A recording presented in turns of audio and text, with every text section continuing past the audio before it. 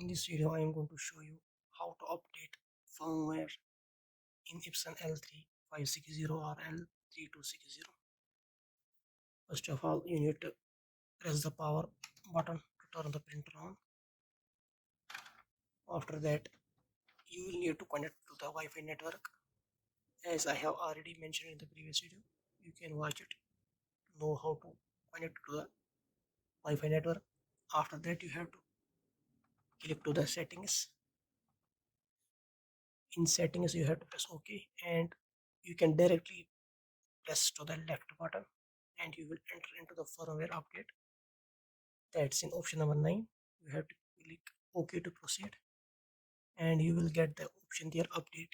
You can click OK to proceed for the firmware update, and you will get the notification there that a new firmware update is released and you can update it. I will press OK to proceed for update, and it is saying that update may take several minutes. I will say OK. I will also click OK, and it is saying checking for firmware update, and it is saying preparing for update. As you can see,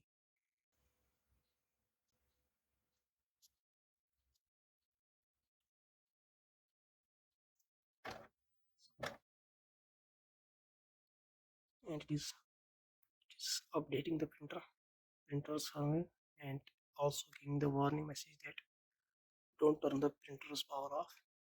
You have to wait it until it finishes up the update.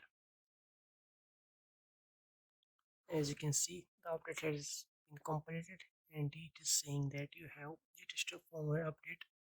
No need for the update. In this way, you can update your latest firmware. That's all for now. In this video, hope you like my video. Don't forget to subscribe and like my channel.